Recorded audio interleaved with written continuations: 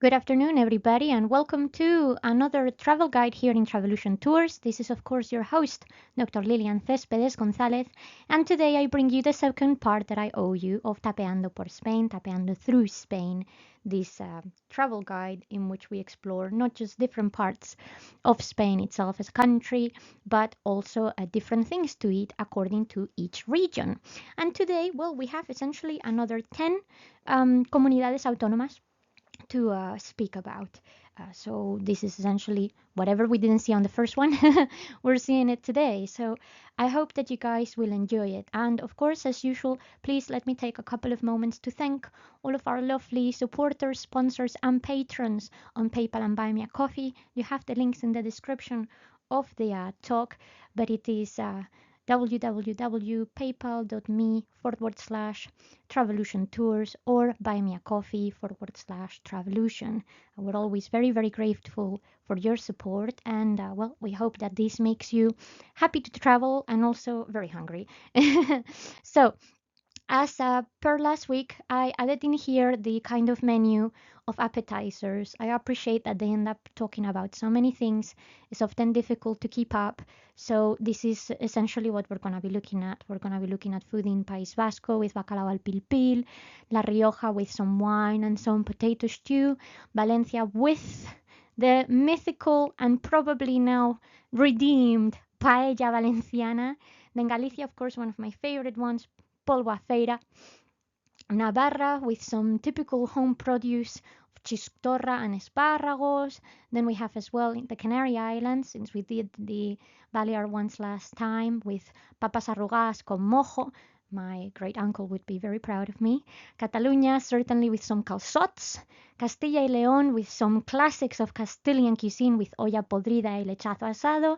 Asturias with fabada, of course. We cannot do a dish there to our neighbors. And finally, Madrid. But Madrid, as you're going to find out, is a little bit tricky. But anyways, we will get into it just now with the first one coming up, which is Pais Vasco, a region that I know very well because growing up in Cantabria, well, I spent half of my childhood in Pais Vasco. I have many friends. I've had a lot of contact with this region overall, and part of my family actually is Basque, descending from my maternal great grandmother.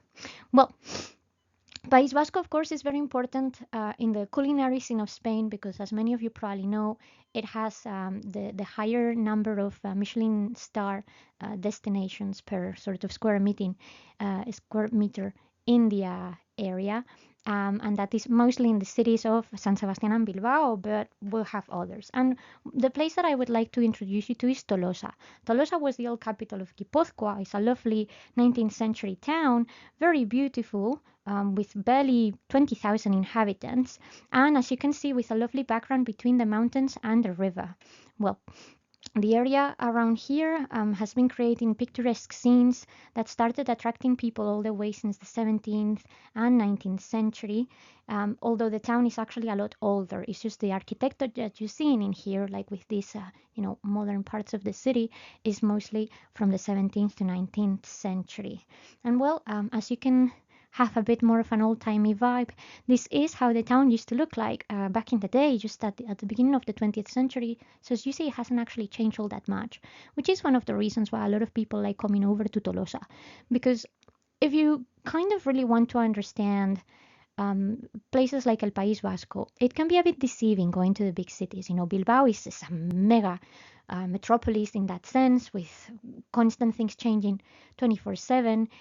Although San Sebastián is a bit smaller, due to the culinary scene and everything else, it has people coming left, right, and center. And even Vitoria in this day and age is starting to become one of those towns as well, because it's been very acclaimed due to its green sort of initiatives. So the essence of the Basque country of País Vasco is often found in smaller places like this that seem frozen in time, and Tolosa as well, particularly because it wasn't heavily affected by the Spanish Civil War. So hopefully a place that you may visit. In any case, whether you're in Tolosa or anywhere else in the Basque country, you need to eat bacalao. cod is the is the essential life of nutrition in the north of Spain, but particularly for Basque fishermen, this was very much their bread and butter. And the most common recipe is bacalao al pil pil, which is a very specific thing. It has to be done exactly with cod, olive oil, garlic, and some chilies.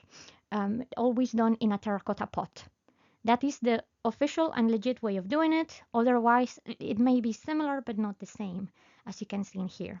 And it's a very normal recipe in the sense of, it's not terribly fancy, but it requires a lot of precision. You need to fry the garlic to create some jus. It has to be olive oil specifically because of its flavor, otherwise it's completely ruined. Cod, as I'm sure many of you know, is not a fish that has a super, super strong flavor if you're cooking it fresh. So, the oil is something that's going to give it a very particular, interesting characteristic in that regard. And, well, what you actually do with the cod is that you cook it as a confit aside. So you don't fry it. You put it in the oven at a steady temperature so it gets done slowly, because because the characteristics of cod as a fish means that if you are not careful with it, it can harden very much or it can become too flaky, and in here you need to have it at a very specific type of texture. So then you create the cod confit in the oven as you're working on the jus and everything else, and then you add it all together, if that makes sense. And well, we don't know exactly how old this recipe is. We reckon it's at least since the early 20th century, but like I said, since cod has been an overall fundamental food item of Pais Vasco for hundreds of years, we reckon that a precursor of this dish is quite common. And this is something that you find in many places, served as either a tapa or as a proper menu meal, pretty much anywhere in the Basque Country. But for the sake of getting the more traditional flavor, I suggest that you go, if you can, to either a traditional restaurant like a Choco, or if you are not in Tolosa itself, go to some of the smaller villages around the coast, because the cod will be much fresher, of course. Well, another thing, of course, that the area is very famous for is the different way of doing tapas, which is going out for pinchos. And this is where, like I said, the terminology of what is a tapa and what is the deal of going for tapas can be a bit tricky in Spain. Going out for pinchos is a little bite that you have always on a slice of bread. So a lot of tapas and a lot of share food that we have, or a lot of typical cuisine items that we eat when we go out for some random snacking, can be turned into pinchos. Or in the case of many places in the Basque Country, you will find restaurants and bars that have developed their own, and therefore it's like their signature dish. So if you go there, just ask them what their typical pinchos are, because well, it's gonna be the best example of food that you're gonna find, not just in Donosti, in San Sebastian, but all across, even small villages. So don't shy away, essentially. Well, now we're gonna go down to a neighbor of the Basque Country on the south, which is La Rioja, perhaps one of the most forgotten areas of Spain throughout, because nobody remembers that it's there, but it's incredibly iconic because of its wine, and because it's actually one of the areas with the largest finds of dinosaurs in Spain and part of Europe. You see, the region overall has become one of the most paleontological territories in the world. It includes over 110 sites in just about 21 municipalities, which is kind of bonkers considering that this is quite a small region, if you see what I mean. So this is what it's all about. You have not just the actual, I'll say it, archaeological sites, or paleontological sites, but you have many museums and sort of recreation parks, like the one that you see here, where you can actually engage with this heritage, which I think is very special. So I won't necessarily give you one specific place to go to La Rioja, because since it's so small, you would most likely go to Logroño, which is the capital, and then move around it. But overall, this is the best thing to do, and engage with a heritage that, like I said, is very, very unique, very peculiar to this region of Spain. And well, Since you're likely gonna go through Logroño, then you're most likely gonna stop by Calle Laurel. Calle Laurel has been considered one of the best for tapas, with 65 plus restaurants and bars in barely 200 meters, because, well, as you can see here, it's quite a tight street, and you see how busy it gets. The variety is great, the food is wonderful, because in La Rioja we have legit nice fresh produce, and here you will find all kinds of specialties and different flavors. So very much recommend that you guys do something along those lines.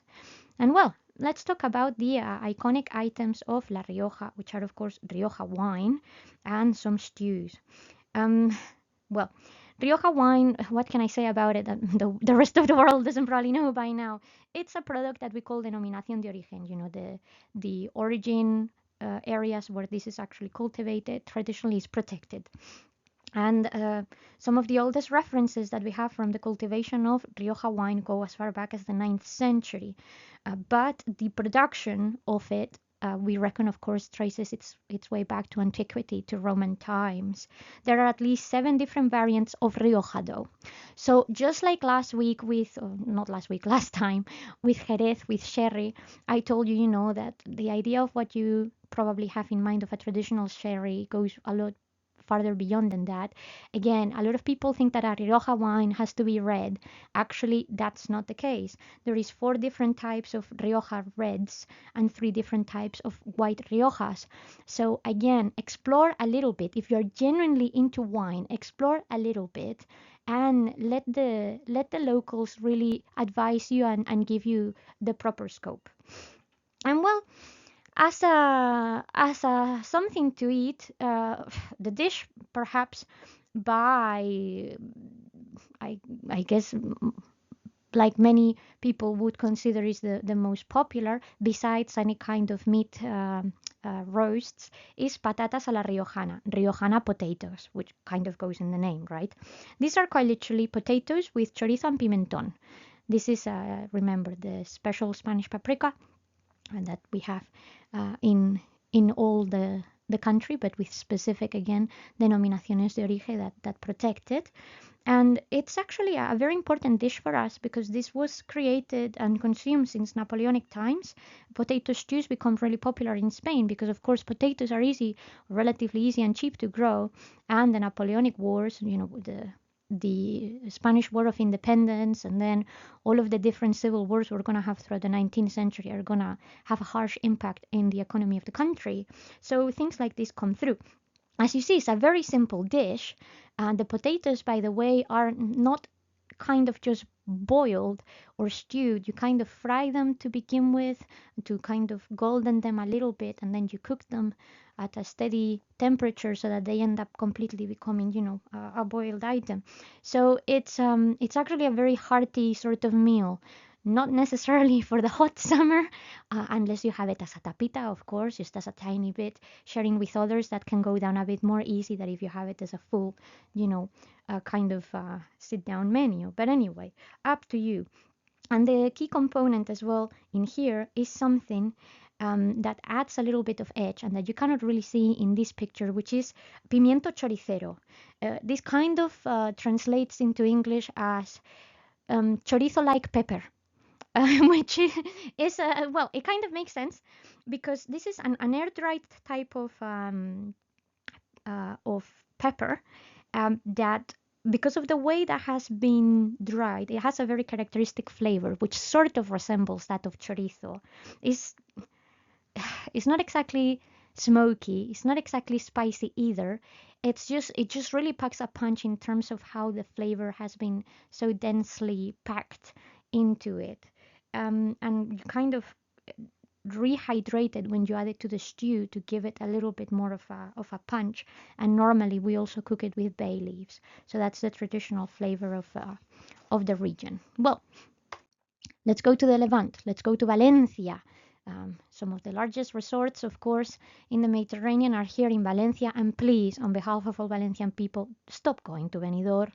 It's genuinely not that fun and it's starting to get entirely out of hand. So please, please, please find other places all around the Levant or even farther down south to enjoy your lovely summer holidays if that's what you're planning to do. But again, for the sake of taking us somewhere else in Valencia, since everybody goes to the beach, I want to take you somewhere else, which is very important to Spain because of its UNESCO heritage, which is the beautiful town of Elche. Now, Elche is a historical town with different bits and pieces. It's been a great source of archaeological artifacts through the ages. It has, of course, very beautiful architecture, but most important, is very well known for its palmeral, which is this. This is the palm tree park of Elche with over 200,000 plus uh, palmerales and palm trees in the area. Is actually one of the largest in Europe and only exceeded by a handful of these sort of palm tree parks in Arabic countries.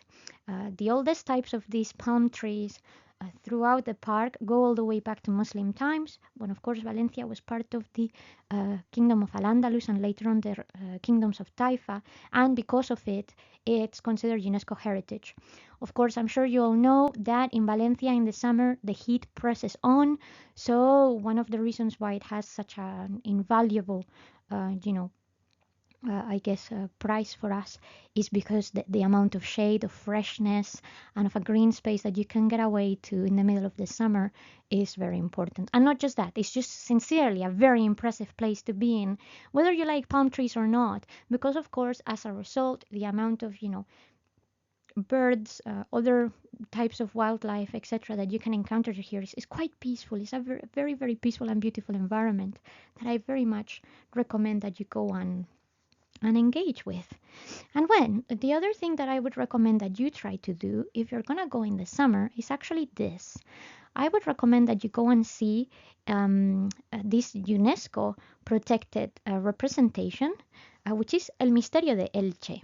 This representation protected by the UNESCO is essentially a sacred drama. It's a religious drama that is performed every single August on the 15th to 15th of August in the Basilica of Elche. And it kind of tells the divine transformation and coronation of the Virgin. It's a very, very special thing for the city. This is one of the old pamphlets, as you can see, goes to the early 18th century and before that.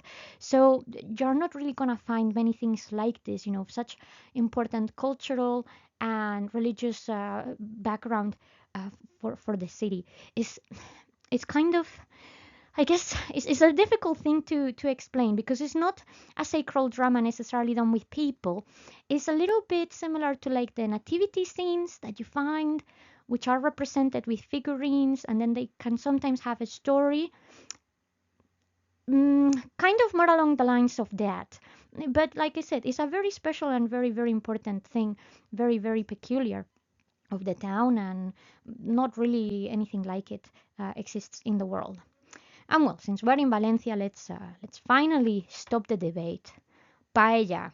You have to eat paella the proper way, people. I hate to tell you that what often you are served as tourists is not paella. It's arroz a la valenciana or arroz a la española or something else, meaning rice the Valencian way, rice the Spanish way, but not paella. So, how to make sure you eat a proper paella and to be legit?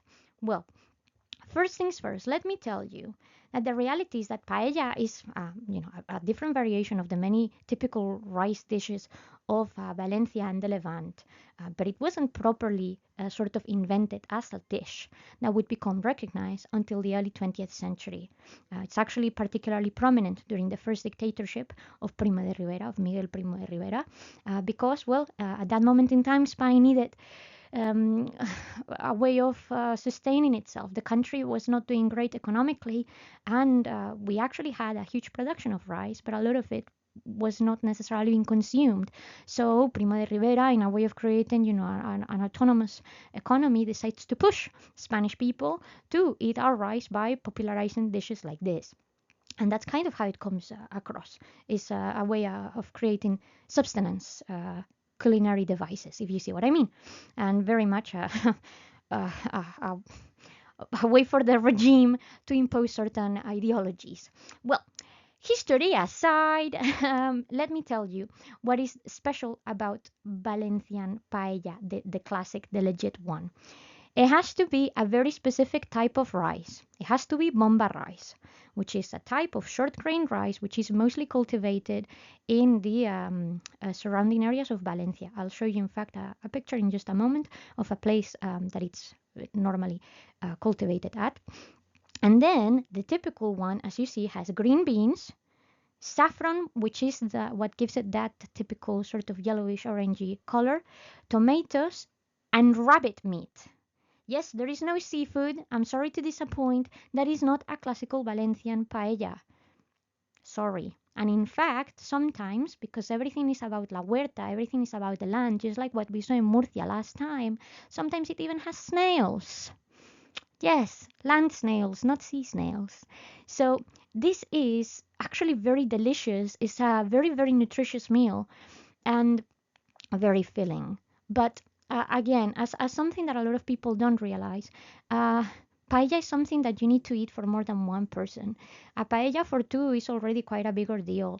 Paella is the typical dish that you make for a lot of people, which is why it makes it perfect for tapas, because you can bring like a big portion and then share with people, if you see what I mean.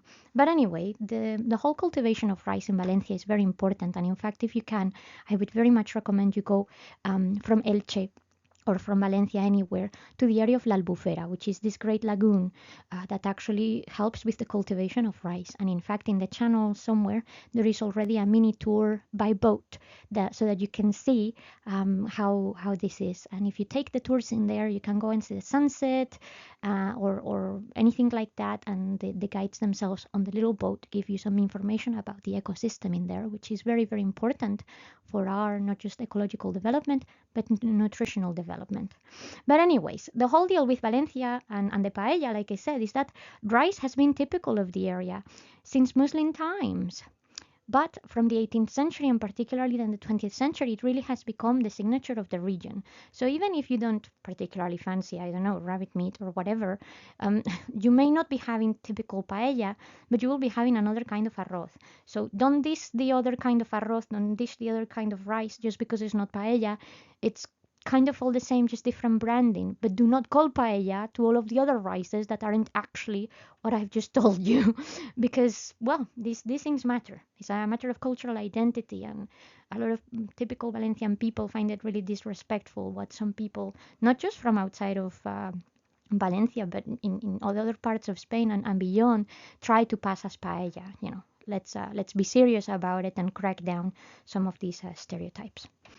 Well, let's take us back to Galicia, the land of my childhood as well. I spent many summers in there because part of my family comes through there. And the city that I had to recommend today is a city that I grew up next to. Um, of course, a lot of people come to Galicia because of El Camino de Santiago, the Path of St. James, and they go to Santiago de Compostela. But no, today I come here to reivindicate for my town of Pontevedra, where I spent many, many, many weekends going to the fish market with my great grandfather and enjoying the local architecture. Pontevedra is just a beautiful town to walk around. You don't need a plan in particular to go to Pontevedra. Just walking around and stopping somewhere to eat would genuinely be nice enough. It's full of medieval squares like what you see in here, full of churches and ruins, left, right, and center, lots of noble houses, and it's actually received many awards for urban planning. So that's why I say that it's quite a handy and nice place to walk around. It's quite intuitive. You don't really need a lot of, uh, I guess, survival skills to move around. And it's mostly a pedestrian city center, which makes it really easy, to get through. We have, of course, city walls and uh, all kinds of typical things that you will find in a city of this type. But a place that I particularly like going to and signaling to people is this Amoureria, which is a typical fisherman neighborhood. As you can see, these are tiny, tiny church, not churches, houses, where the traditional fishermen and sailors would live in, some of which are still in use and nearby the port, or or the fish market, because this is still one of the most important fish markets actually in Spain. El Mercado de Pontevedra is really, really top quality produce and a sign of cultural pride and local recognition for everyone in the city. So go there, and in the meantime, of course, try some pulpo. Polvo a feira. This is the, the thing that everybody must eat when you come to Galicia. I know I have spoken about this before when we did my series of traveling through the north of Spain, but I didn't give you much about the background of this dish. And the background of this dish from a cultural and historical perspective would give you a little bit more insight into how peculiar Spain is as a country. Well, you see, um, this kind of started when Spanish people realized that pimenton, or our Spanish paprika, was very good for conservation reasons, right? Not just smoking or salting things to preserve them from the future, but pimenton actually helped retaining a lot of the good freshness of food in that sense. And this is something that it becomes popularized by los maragatos. Now, Maragatos is the name that migrants from the community of Leon receive in their journeys across different parts of Spain, particularly towards Galicia, because you see, Galicia obviously has a limit, a border with the area of Castilla y Leon, and particularly with the community, with the province of Leon itself. Well, you see, los Maragatos would travel all the way down to Extremadura, where they would acquire traditional olive oil and pimenton, normally pimenton de la Vera, which is the most famous for this, and they would bring it back up to the north of Spain. And in the north of Spain, they realized that traditionally Galician people completely discarded a lot of bits of dried octopus because they just thought it was rubbish and it was not the right thing to eat. So the Maragatos kind of used this dried octopus to mix it with the oil and the pimenton, which kind of made it soft again and rehydrated it and created this concoction. And something that originally was hated by Galicians became something that as time went by, they realized, hang on a moment, this could actually have a lot of potential. So then it became popular, and it particularly started being sold in fairs, which is why the name is polvo a feira. Polvo means pulpo, octopus, and a feira. Feira is a fete or a fair, and that's where you buy the pulpo, because that's where you are being served this, because it's being cooked on the spot. So as you see, sometimes iconic dishes are often done from things nobody wanted. Uh, one of those situations in history. But, well, the culinary reutilizations of our food are always a fascinating topic that, like I said, gives you a lot of insight into the cultural developments of countries and people specifically.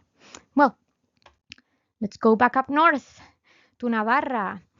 Well, Navarra, again, a town that we've spoken about in my other series about traveling through Spain, but I didn't talk about this specific place. Navarra is a very important region overall because it was a frontier kingdom and a very old kingdom with a lot of French influence. But as a result, it has a lot of peculiar little villages left, right, and center, or well, towns, depending on the size of them. And one of those towns is what you see here, Estella.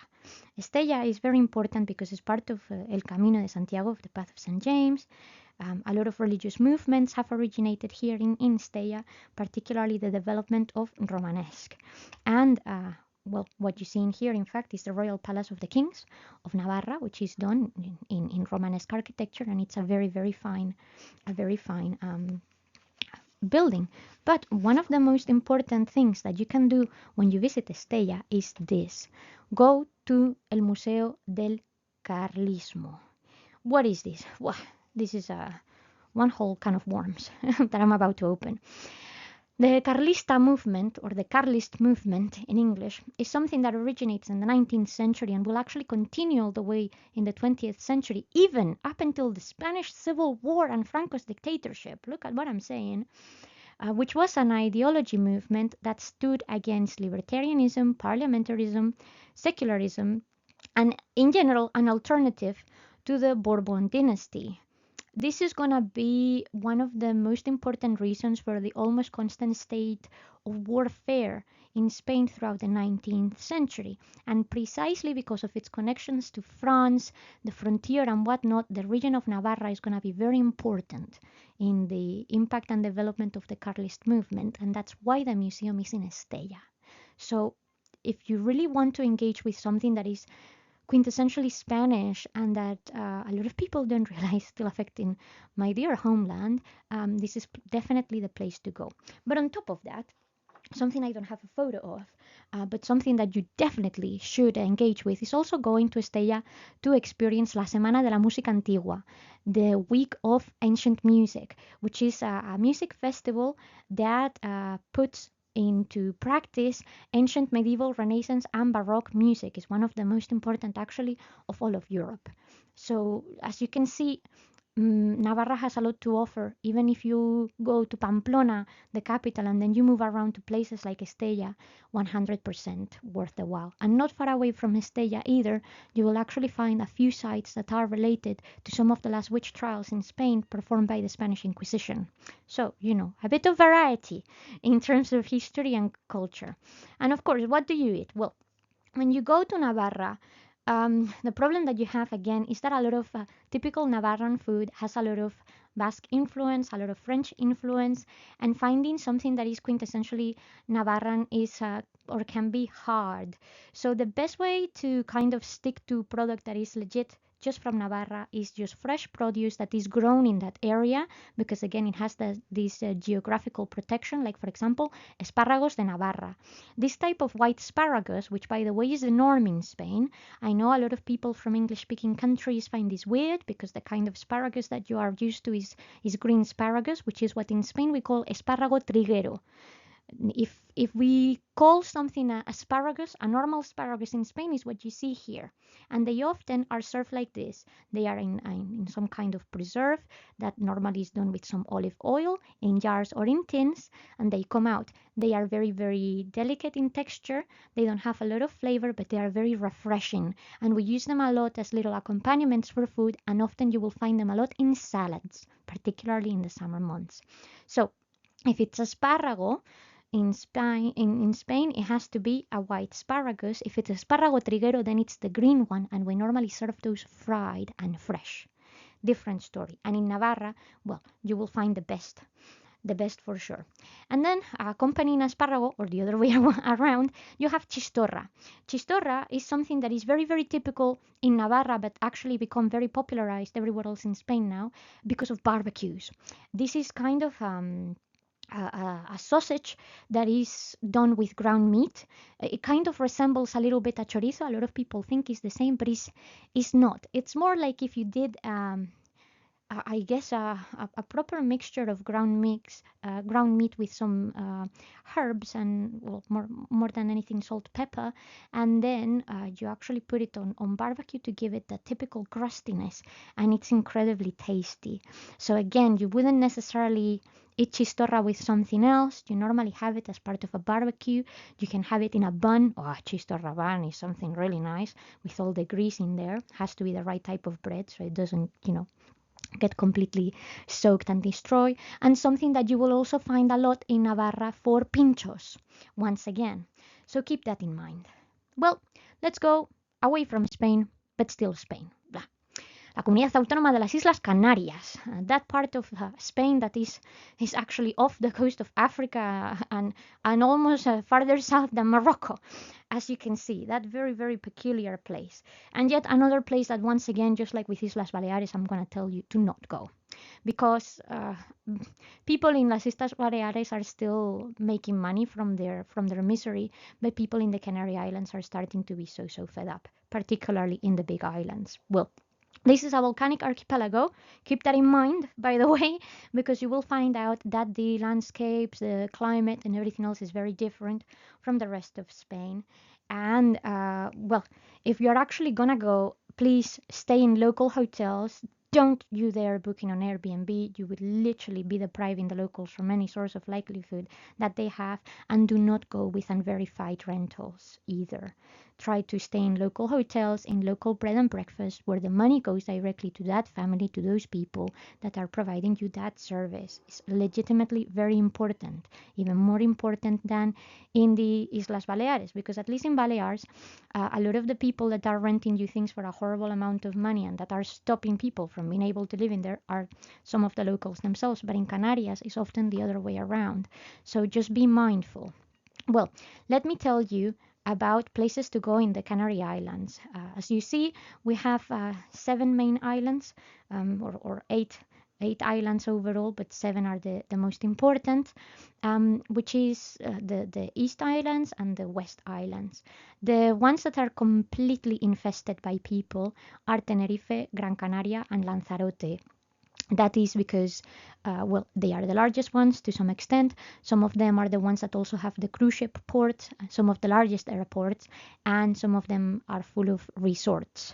Tenerife, of course, has become very important because of the Parque Natural of El Teide, and Teide is a very important thing for Canarian people and for Spanish people, but there are similar things to it elsewhere, so you don't have to go there, bother the locals, and actually have a massive contribution into the damage of the area.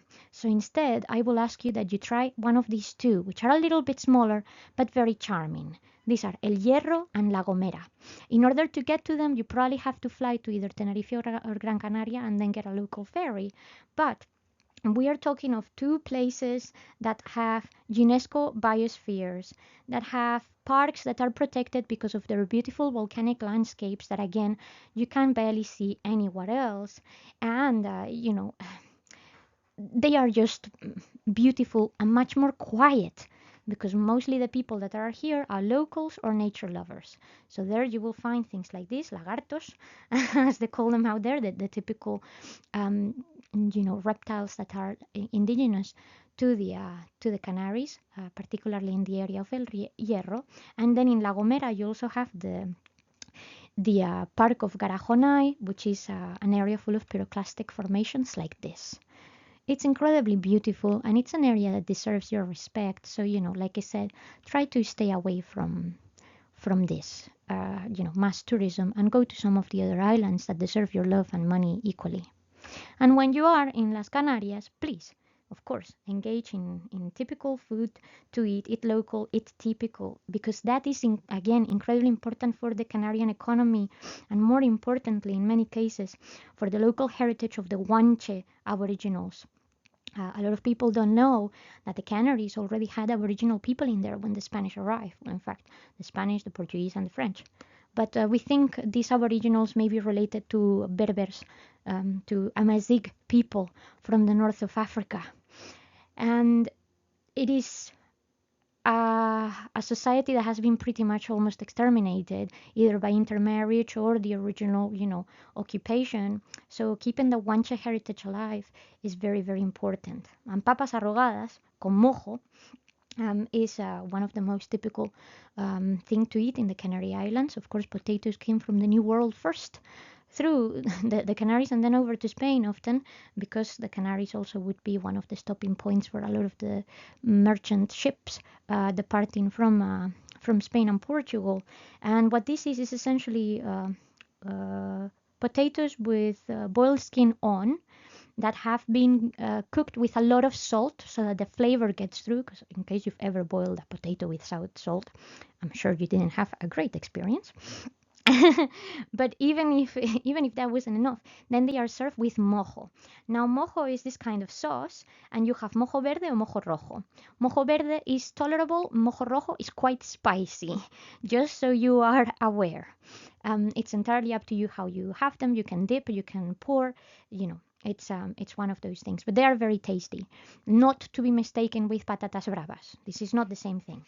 And finally, of course, something that you really must eat is propal, plátanos, bananas from the Canary Islands. I can't explain this in any other way that they just taste different because of the soil, because the environmental conditions in here. Canarian bananas are actually, again, one of those protected denominations and incredibly tasty and very important for the development of their economy, alongside with a few other types of subtropical and tropical fruits that actually grow in this area. So engage in the way that the locals eat, and I think you will really, really see its benefits, both for your pocket and for the locals as well. Well, let's talk about Catalunya. Catalunya, which of course has become perhaps one of the best well-known communities in Spain, not necessarily just because of Valencia, but because of the whole issue of Catalonian independency. Well, I'm not gonna come here to talk about political matters. Instead, I'm gonna tell you about the beauty of Catalunya overall, because Catalunya has a lot to offer beyond Barcelona. Please, again, Barcelona is wonderful. It's incredibly expensive though, and there is a lot more in the region that actually is more representative of what the truth about Catalonian life is. Because besides Barcelona, the vast majority of Catalunya is a very rural community, often dedicated to the mountains or the sea, that has, a lot to offer. And the place to go in Catalunya to experience some of this is the old Tarraco, Tarragona. This is a UNESCO Heritage Roman site. In total, in the city of Tarragona, there is 14 different Roman sites, including the theater and the amphitheater from the 1st century AD, and it was one of the most important Roman settlements of Hispania. Tarraco and Mérida, as many of you would know from other tours and talks, were pretty much those places for Spain. Tarraco, obviously, because it is by the coast in the Mediterranean on an almost direct straight line, sailing towards Rome and all of the other ports on the west of the country. So it is genuinely beautiful, a place where you can get some very, very lovely sunsets, and quite picturesque, because in the middle of this modern city you find all this stuff which give it, its very peculiar look. And of course, well, here you see some of the other monuments that form part of the historical legacy of the city. But it's a very good spot as well for those who want to visit La Costa Dourada, which is the alternative to going down to Benidorm.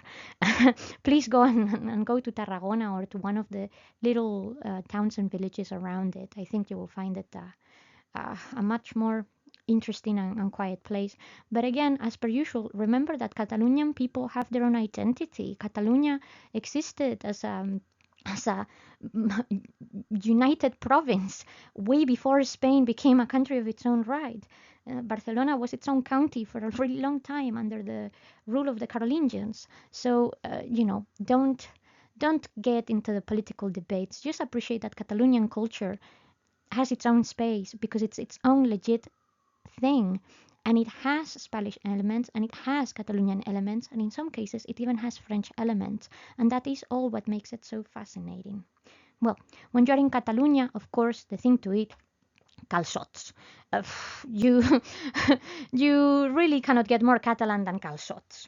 Now, calçots are these spring onions, quite thick ones, because again, depending where you come from, you may think of spring onions being a little bit thinner.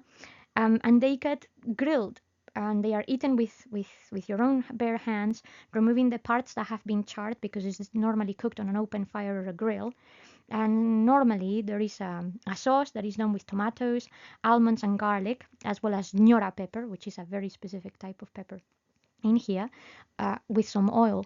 And this is surprisingly delicious. I generally can't explain it. It's so simple, right? It really shouldn't taste like much.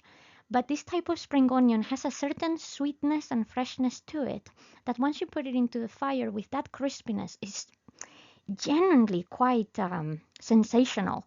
And if you want to give it an extra kick and you pour the sauce or you dip in the sauce, because of the ñora pepper, which is gonna bring again a lot of flavor into your mouth, it's just a beautiful contrast of flavors with some very simple ingredients, which once again is one of the wonderful beauties about Catalonian cuisine and overall Catalonian society, that they can appreciate the land and the effort and what this means, for their people. And we know that this idea of calçots originates all the way to the 19th century, where this harvest of the spring onion resulted in the calçotadas, which is kind of this festivity where you do the harvest of the thing, and to kind of pat yourself in the back for a well done job, well, You celebrate by having some with your friends and making sure that the produce was good, of course. Any good, any good farmer and person working in agriculture needs to make sure that what they've collected that year is going to do the job. Well, moving on to Castilla y Leon, the one that in English we normally just refer to as Castile. It's not just Castile, my friends, it is Castilla y Leon, because there are two Castillas, remember? Castilla la Nueva, Castilla la Vieja, as they were called traditionally in history, the Old Castile and the New Castile, and nowadays Castilla Leon and Castilla-La Mancha. We already talked about Castilla-La Mancha, so let's talk about Castilla Leon. These are the central plains of Spain where it mostly does not actually rain, unlike the song may have tricked you to believe. And the place I'm going to tell you to go is the town of Burgos, which is one of my favorite places in Castilla, and some of you most likely have done this virtual tour with me. Well, Burgos is a UNESCO heritage town because of its Gothic cathedral. It's beautiful just walking around it. In fact, well, here you go. This is one of my best views of the cathedral overall. And in the cathedral itself, we also have the burial of El Cid, this legendary Spanish knight, which is very important for Castilian history and overall for the literature of medieval Spain. But more importantly, Burgos also opens up the doors for you to experience something that a lot of people don't associate with Spain, but that is vital, and it is prehistory. These are the remains that we have found in the area of Atapuerca. Atapuerca is another UNESCO heritage site considered one of the cradles of European civilization. And there is actually an ongoing archaeological digging there, plus the Museo de la Evolución Humana, the Museum of Human Evolution in the modern building, that actually tells us all the details that we know about the early humans in the Iberian Peninsula and the context of it all within Europe and the wide world. And in here, we have found in Atapuerca remains of Homo antecessor dating back to 800,000 years old, Homo erectus, Homo neanderthal, Homo heidelbergensis, Homo sapiens. So it's a mine, it's a gold mine for human remains of, prehistory. And as a result, something very, very precious. It's very rare to find, sites like this. Outside of South Africa and a few other places, it's not something where we often see so much and of such good quality coming across. So if you want a very specific historical experience that you cannot get really anywhere else or with difficulty, this is definitely the place to go. Atapuerca is only 20 kilometers drive from Burgos. There is a bus and everything that can actually take you there to the site and whatnot. So it's very, very accessible. And the museum is just on the other side of the river, about 20-minute walk, half an hour walk from the cathedral. So very easy to get to. In general, it's a beautiful town, even just to walk around, full of not just medieval architecture, but Renaissance architecture, Baroque, 18th and 19th century, lovely promenade by the river, many churches, many monasteries, definitely worth the while. And a lovely place to eat, very cheaply, by the way. Burgos provides quality produce. At the end of the day, this is Castilian land. We have resources from the plains, and the food is powerful because although in the summer it gets quite warm, Burgos is not that far away from the Cordillera Cantábrica, from the Cantabrian Mountains, literally less than an hour from the highest peaks in Picos Europa. So it snows in the winter in here, and as a result, you need powerful stuff. One of the most typical things in the area of Burgos is roasted lamb, which is what you see here at the bottom right, popular already since the time of the Roman Empire. But what you see here on the stew is perhaps one of the most famous dishes of the community and of Spain. This is what we call la olla podrida. This particularly became popular already in the Spanish Golden Age in the 16th and 17th century.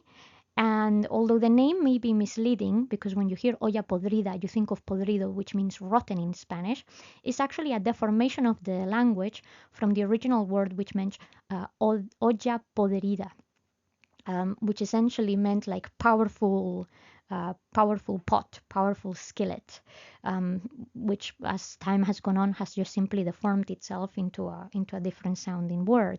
Well, this is a stew done traditionally with red kidney beans, a lot of veggies, normally traditional from the area, meat, normally pork in this case, and it's always cooked in this pot clay because again that allows the temperature to be steady and it gives it a specific flavor. It's quite a thick stew in many ways, as I'm sure you can see, so it's very important that everything is kind of cooked so that the grease moves along slowly, and it gives a very, very rich sauce for the red kidney beans, which in their very nature are a bit more meaty and sort of recreate the texture of the meat itself. It's actually very, very flavorsome.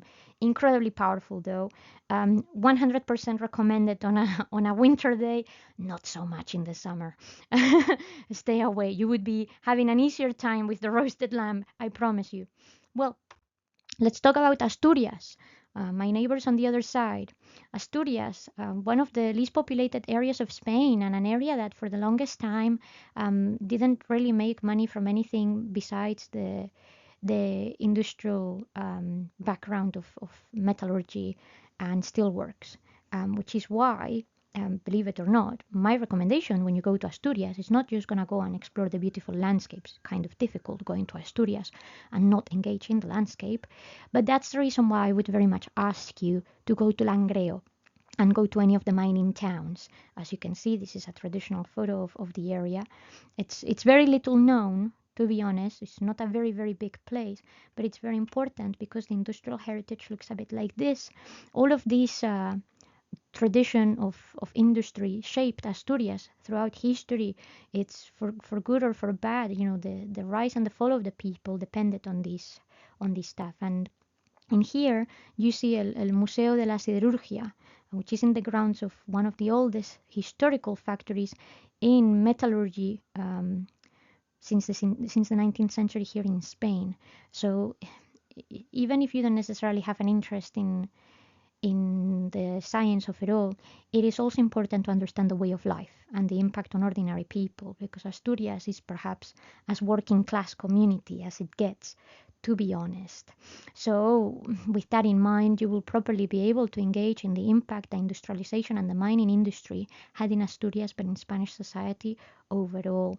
And by proxy, in order to engage with these places, you normally have to be in nature, which will give you actually a new acquired, I guess, appreciation for environmentalism. It's no surprise that a lot of people from the north of Spain, Asturias specifically, are very much dedicated to conservation of green spaces, to the protection of wildlife and biodiversity from pollution, because their way of life very nearly destroyed their original way of life, if you see what I mean.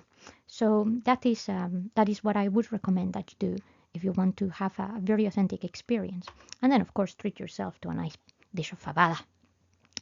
Fabada is this casserole done with fave beans, which are faves are a typical type of white bean from the area of Asturias. So again, if it's not a fave bean, it's not fabada. And it's done with chorizo, morcilla, which is essentially our version of black pudding, but it's not black pudding like done in many places. Like the UK is a black pudding that is done with rice, and it's a lot softer in texture and flavor, better for stews, for example, rather than fried, and pork belly as well. That is, I would say, the best thing to do. And if you have some space after that, treat yourself to some cabrales cheese, which is a type of blue cheese very typical from Asturias that has been produced for 100 years. And of course, a nice glass of cider, which is what Asturias is famous for. And finally, well, we hadn't talked about the capital. I'm not going to actually talk about the capital because, again, Madrid is infested with tourists. But the best of Madrid in the comunidad autónoma, in the region, is actually outside of the capital anyway. Because you see, Madrid city was not built until pretty much the 18th century. So there is better out there.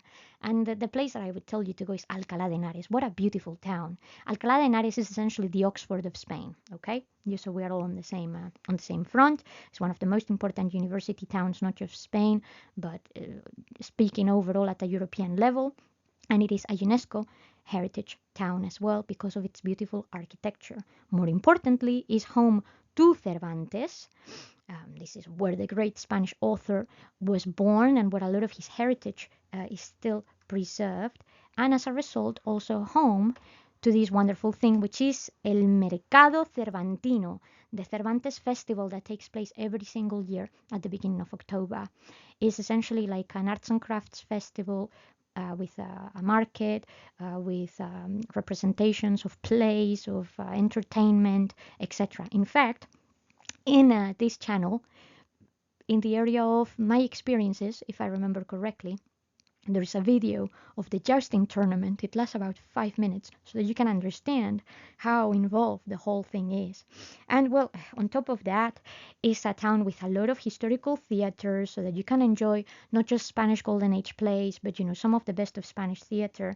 And also, because of the abundance of students, a wonderful place to go out for tapas almost anywhere because students are short of cash.